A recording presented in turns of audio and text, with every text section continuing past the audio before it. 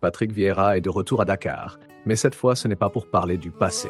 Le champion du monde 1988 s'apprête à prendre les commandes des Lions de la Teranga après le départ de Pape Thiaw. Et attention, ce n'est pas simplement le retour d'une légende, c'est potentiellement le début d'un nouveau cycle pour le football sénégalais. Mais une question brûle déjà toutes les lèvres. Patrick Vieira est-il réellement l'homme capable de conduire le Sénégal vers 2030 ? Bienvenue sur Buzz Diggy Foot, le QG des cracks sénégalais et africains. Né à Dakar le 23 juin 1976, Patrick Vieira connaît une trajectoire exceptionnelle. Arsenal, Juventus, Inter Milan, Manchester City. Mais surtout, il devient l'un des grands patrons du football français. Avec les Bleus, il remporte la Coupe du Monde 1988, l'Euro 2000 et la Coupe des Confédérations. Il termine sa carrière internationale avec 107 sélections. Et à Arsenal, il devient le capitaine emblématique de l'équipe des Invincibles de 2003-2004. Aujourd'hui, ce CV change complètement la perception de son arrivée au Sénégal.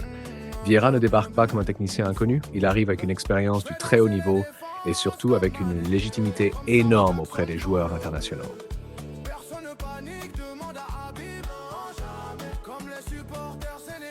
Mais soyons objectifs. Le Patrick Vieira joueur n'est pas automatiquement le Patrick Vieira entraîneur. Il a commencé son parcours sur le banc avec Manchester City avant de connaître des expériences à New York City, Nice, Crystal Palace, Strasbourg et Genoa. Il a donc travaillé dans plusieurs championnats et plusieurs environnements, mais son parcours comporte également des zones d'ombre. Certains observateurs lui reprochent parfois un manque de créativité offensive, une identité tactique pas toujours suffisamment affirmée et des difficultés à maintenir la régularité de ses équipes sur la durée. Et surtout, il n'a encore jamais dirigé une sélection nationale. C'est probablement son plus grand défi. Parce qu'avec une sélection, tu ne disposes pas de plusieurs mois pour travailler quotidiennement. Tu as quelques jours, quelques entraînements et immédiatement 90 minutes pour convaincre. Et c'est ici que le projet devient particulièrement intéressant. Vieira pourrait devoir gérer deux Sénégal en même temps. D'un côté, les cadres, Sadio Mané, Ismaïla Sarr, Iliman Ndiaye, Nicolas Jackson et les autres leaders de la tanière. De l'autre, une génération qui pousse derrière. Ibrahim Baye, Hassan Diao, mais aussi tous les jeunes talents sénégalais qui explosent en Europe et au pays. Le véritable défi sera donc de réussir une transition sans casser l'équilibre du vestiaire. Et Vieira possède un argument très particulier, son lien avec le football sénégalais.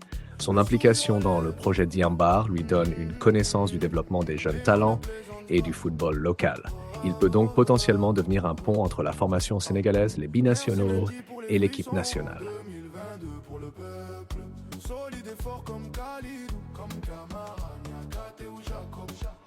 Sur le terrain, il faudra probablement s'attendre à une équipe organisée, intense et capable de presser. Vieira apprécie les équipes capables de récupérer le ballon et de se projeter rapidement vers l'avant. Une base en 4-3-3 ou 4-2-3-1 pourrait être envisagée, mais il serait trop tôt pour affirmer que ce seront ses systèmes définitifs. Et surtout, il devra résoudre un problème essentiel. Comment rendre le Sénégal plus dangereux offensivement tout en conservant sa solidité? Parce que le Sénégal possède déjà des joueurs capables de faire la différence. Ce qui manque parfois, ce n'est pas le talent, c'est la connexion entre les talents. Vieira devrait s'inscrire dans un projet de 4 ans avec la CAN 2027 et le Mondial 2030 comme grandes échéances. La CAN 2027 sera donc son premier véritable test et l'objectif annoncé est particulièrement ambitieux, atteindre au minimum la finale. Mais le grand projet, c'est 2030. Construire une équipe capable de rester au sommet du football africain, développer les jeunes, convaincre les binationaux, maintenir les cadres au meilleur niveau et surtout préparer dès maintenant la prochaine génération des Lions. Alors, Patrick Vieira est-il l'homme de la situation?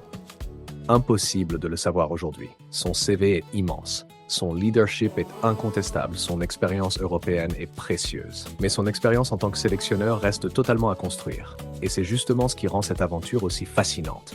De Dakar à Arsenal, d'Arsenal au sommet du football mondial. Et maintenant, retour à Dakar pour diriger les Lions. Une légende revient sur sa terre natale, mais cette fois, Patrick Vieira n'aura plus le brassard, il aura toute la tanière entre les mains. Bienvenue chez les Lions, Patrick Vieira.